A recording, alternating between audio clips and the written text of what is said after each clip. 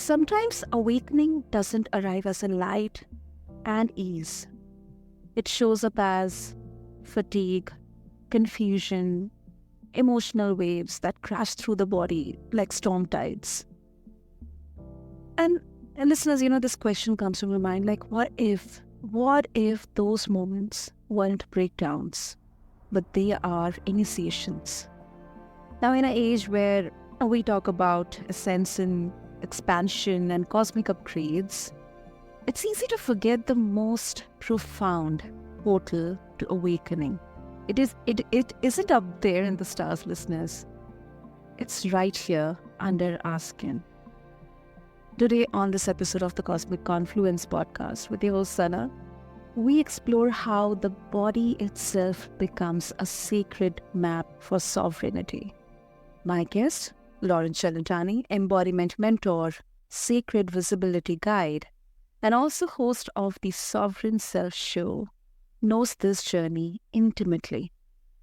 From burnout to rebirth, she teaches how to meet cosmic transformation not by escaping the body, but by coming home to it.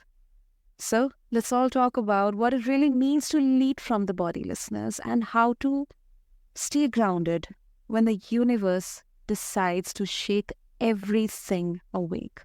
Loren, welcome to Cosmic Confluence, and I'm really, really, really excited for this conversation. Oh my goodness, just that intro. I got me all jazzed up. I'm so excited too. Thank you for having me, Sana.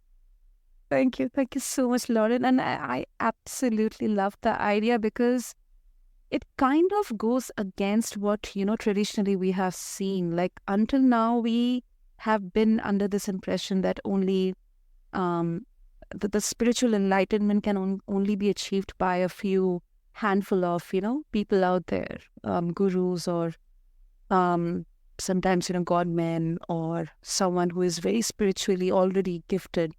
But I think it's with every one of us, and it doesn't have to be like, we have to connect deeply with the cosmos. The cosmos is within us. And I think that's the idea which I'm very, very sure will connect with all of our listeners as well.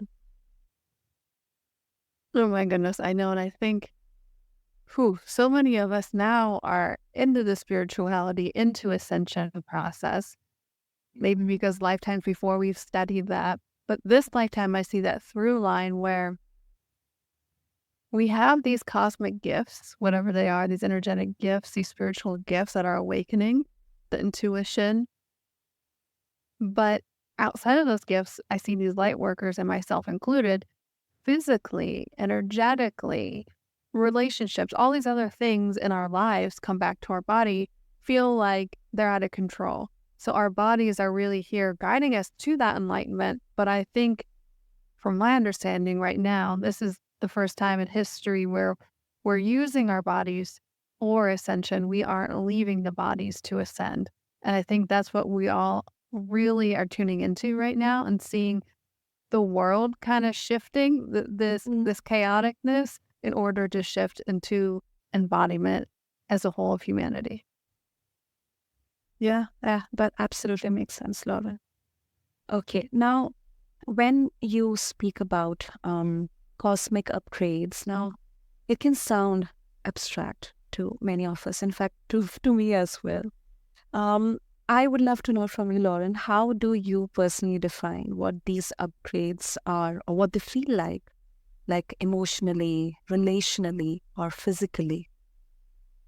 Oh my goodness. I think, it's different for everybody, but I would say, I'm sure our listeners identify as empaths, very sensitive, intuitive, and so we feel a lot. And these cosmic upgrades, I feel like, are coming in hotter and stronger.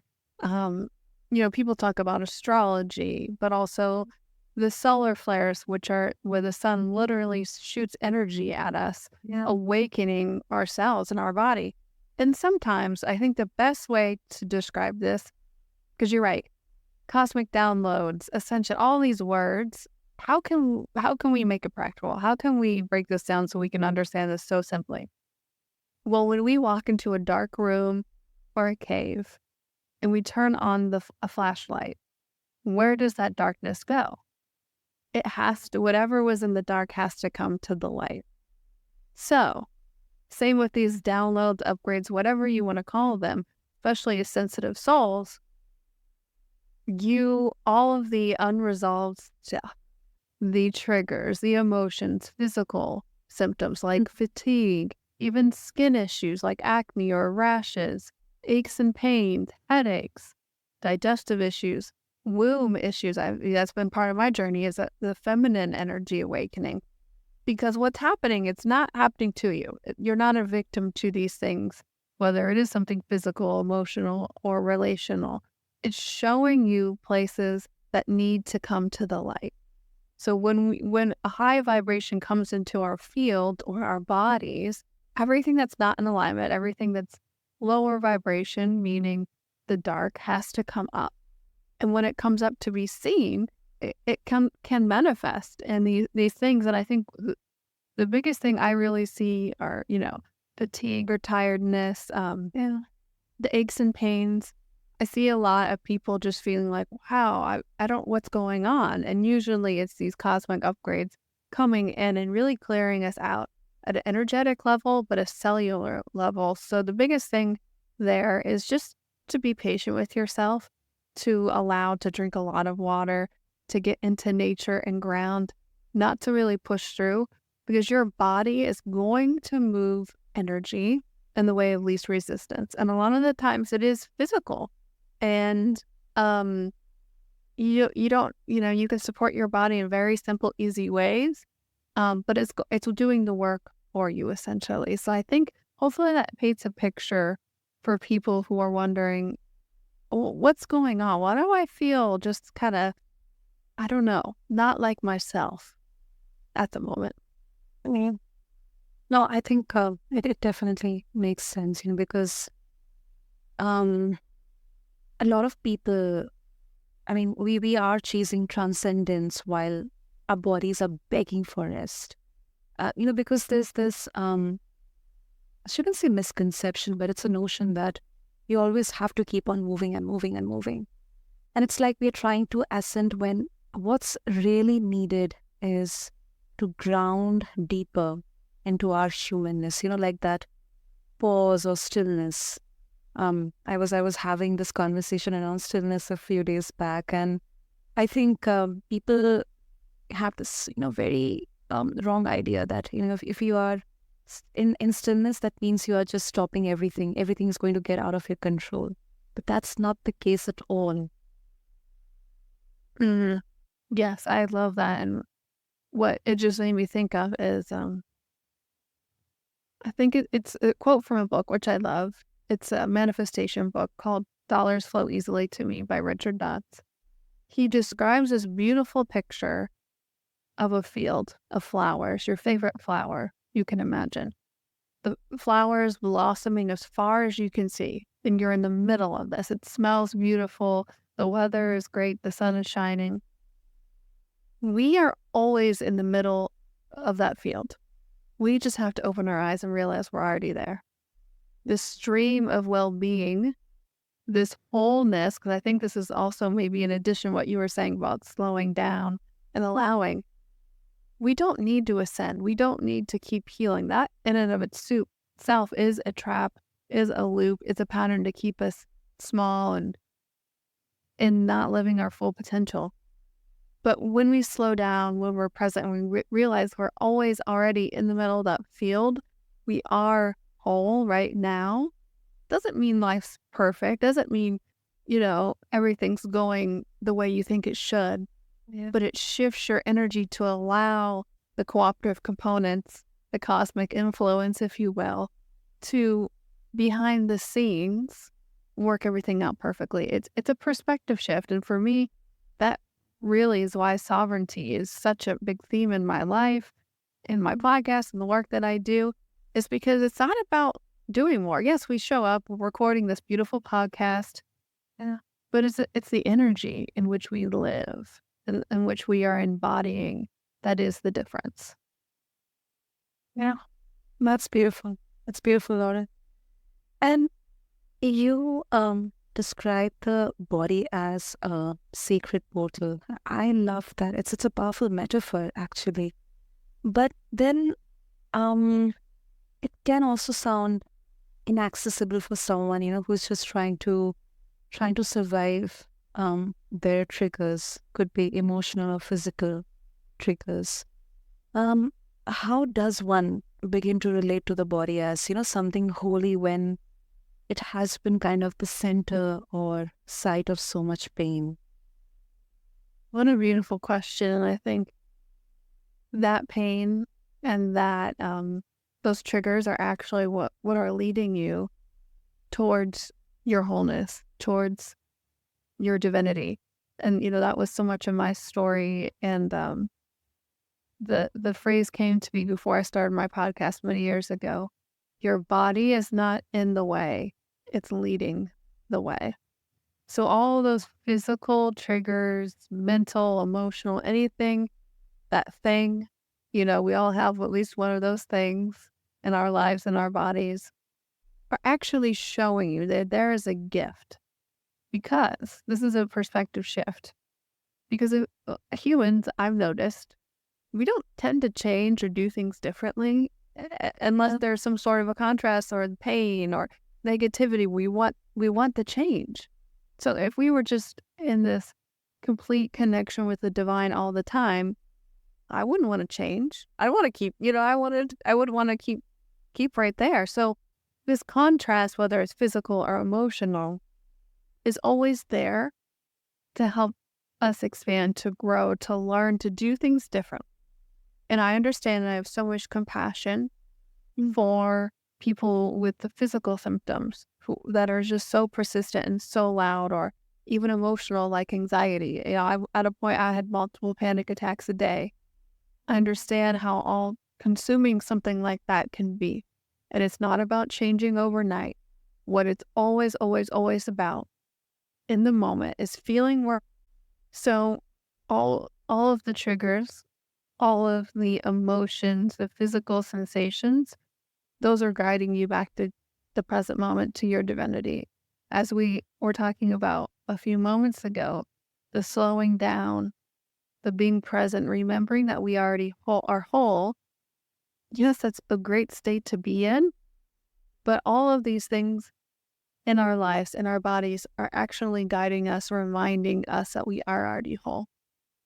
And I know when you have something in your life, in your body, whether it is a physical illness or symptom, or even something like anxiety, emotional, or depression, I have so much compassion for you and your experience, because I've been there multiple times, whether it was physical, like precancerous diagnosis, or I've had multiple panic attacks a day.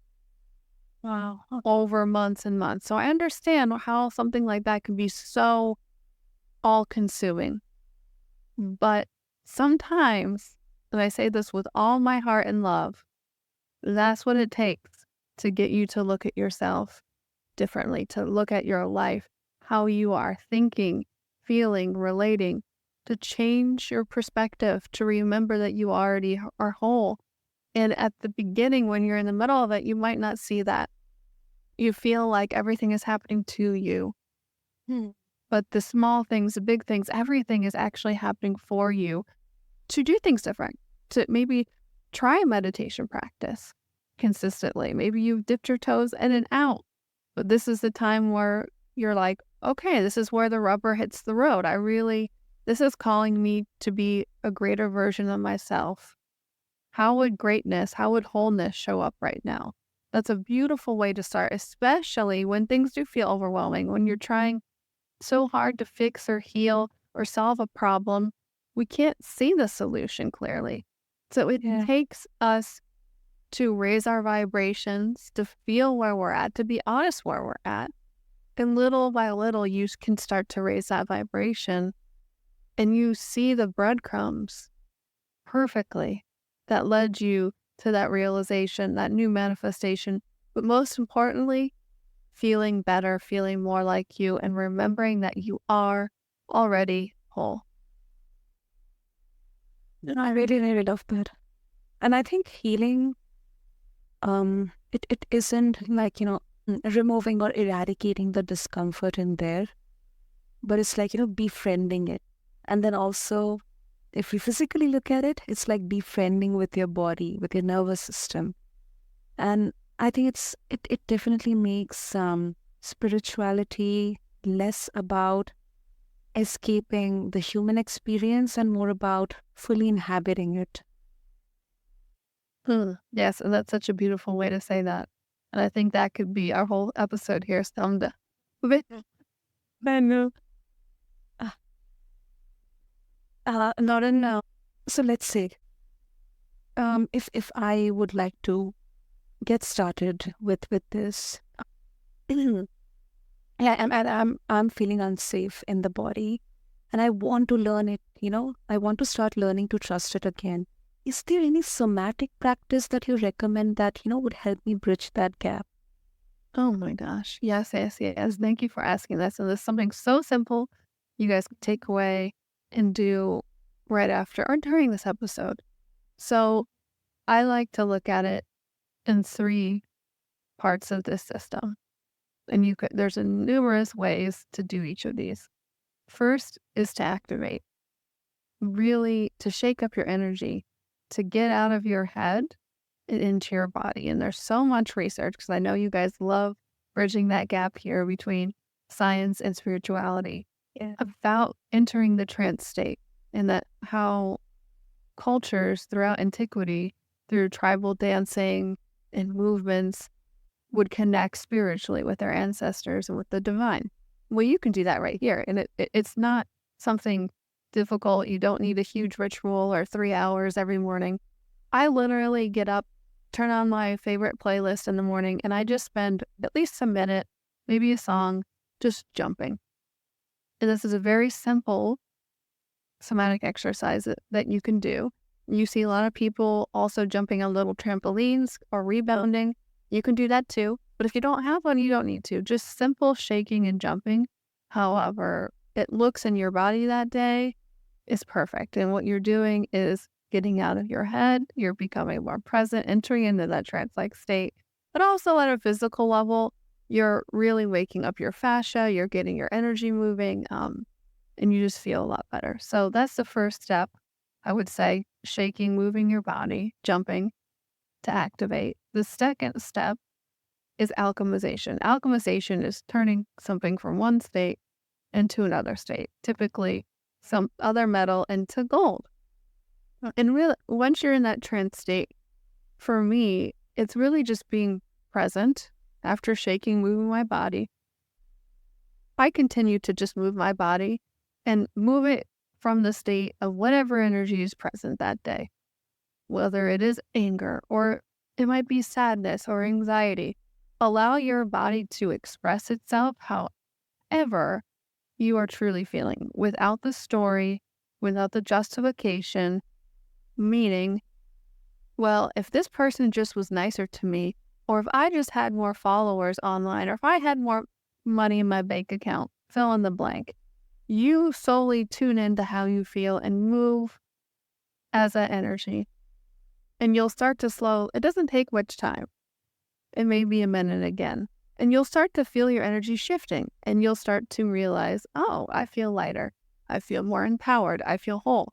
And through this whole process, you can talk to yourself. You can ask yourself questions. But there's this natural change of state of energy that happens here, which will allow your body to fully feel and express itself. I think it's something we naturally do. Sometimes we just are too scared to be present and feel. And the last part or stage is allowing.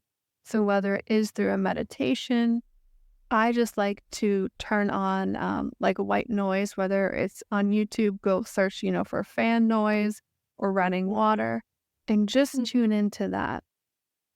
And that's what we do on the other side of things. First, we turn into our trance state through moving our body.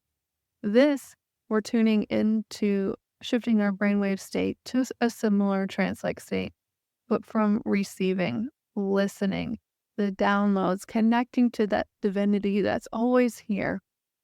I see so many people, especially driven people, who are spiritual, who are empaths. We want to do it all. And we can, but we forget that we are part of the divine. We're not just one drop in the ocean. We're the entire ocean, one drop. That's what Rumi said. So allowing the divine to come through and co-create with you, which is the best business partner, healing partner you could have out there, that your mind, when you're so trying to fix things from this lower vibrational state, can't see the solution. God, the divine, your higher self, whatever you want to call it, is always here, always wanting to support you. And when our ego, our monkey minds can get out of the way and just listen and allow, everything can come through, especially for you. Oh, wow.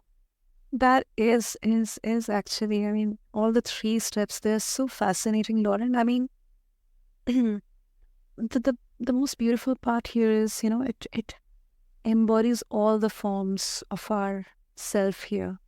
There's physical, there's emotional, there's spiritual, and then there is the co-creation, as you mentioned, because, and I keep on reiterating in every of the conversation, this is something that I've learned, that healing is such a beautiful way of connecting with, each other. Like, it happens the best in community, and this co-creation, this oneness, I think that is something we so need right now, so much need right now. Yes, and that's what you said it so beautifully, what I was trying to say earlier is all of these emotions and physical things or relational things that are happening in your life that you don't really want to be there are actually calling you. That's the divine.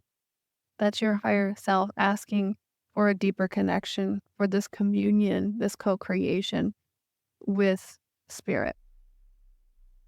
Absolutely. And before we wrap up, Loren, in the interest of time, I know that we have reached the time limit, but I think this question is so. I think this is necessary to talk about. Do you think that can cosmic language sometimes obscure a deeper psychological or societal issues that we actually need to face in the here and now? Mm-hmm. I think so, because some of we can go out there, really far out there, whether it is through your body or outer body experience, and you can have these downloads, connect the source, your spirit guides, and so while you're there in that very high state of vibration, you might understand everything, but when you come back and in your body, sometimes things are lost in translation, and like you said, the language, the how do we apply this to everyday life? Because I love all those things. I love hearing about out of body experiences, Kundalini awakenings. Oh my gosh, I love not only hearing about them but experiencing them. But why does it matter? How can we apply that into being human? And I think that's what, the work that you do beautifully on this show, and I think that's why we connect so well, is so what? Asking yourself, so what? How can these practical things come into the 3D everyday life? And I think it comes back to your body. Comes back to, like I said earlier, just feeling whatever's coming through you without the story, without the cosmic wording and downloads, and then listening from a state of this embodiment. How can you translate? And really, to be honest, it's just really about focusing on your journey and about your own growth and feeling better, choosing that sovereignty, choosing the better feeling thought every single moment. And we don't have to put on airy-fairy cosmic language, which I love, but it's really just simple as choosing to feel better. That's the greatest gift you can give yourself, but to all of humanity. Exactly. And I think that we don't have to follow on anyone's footsteps, but because our journeys, they are unique, but then the cause or the kind of, the alignment can be same. The journeys can be unique, but the alignment is same. So I think this is such a grounded take, because conversations about awakening, they stay connected to the real human experience. And I think it also reminds all of us that embodiment or anything around this, is not like about just floating away or going away. It's about coming closer to truth. Mm. Yes, yes, yes. And I think, I've experienced all signs of that through my spiritual journey and growth journey of being in communities with so-called gurus, you know, and I'm sure people listening can relate. It's shown me, my own path towards sovereignty. And from day one, I used to do health coaching, and now it's changed over the past 10 years. It's always, always, always been here are the foundational truths. You get to make it your own. I'm not here to tell you what to do by any means whatsoever. This is about your own sovereignty and your own journey, knowing that you are already whole and that you are God in 3D manifest form. So who do you want to be? What do you want to create? Exactly. And Lauren, if listeners, they would like to get in touch with you, and also, they would like to listen to your podcast and connect with you for more, enlightening on this, path, what would be the best way? Oh my goodness. Thank you so much. Yes, I'm on all podcast platforms, Sovereign Self Show. I also love doing YouTube videos, so all of it's on YouTube. I mainly hang out on Instagram at Loren Cellentani, and everything I'm sure will be in the show notes. Yep. But I love talking all of these things on the podcast, and the work that I do is really help spiritual, empathic entrepreneurs who are here to make a massive impact, but also massive income, really step into their own visibility in the world so they can share those beautiful gifts that they are meant to this lifetime. Beautiful. Beautiful. So, listeners, I'll make sure to have all these links in the show notes. So just go and check out Lauren's podcast and listen to Sovereign Surge Show. You can find it on all the streaming platforms. And also, I think as we navigate these cosmic shifts, collectively and personally as well, I hope that we return to the body not as a burden, but as the bridge between heaven and earth. And Lauren, thank you so much for such a beautiful, beautiful conversation about leadership, visibility, spirituality, all happening in the sacred space, the body. So thank you. You're so welcome. Thank you.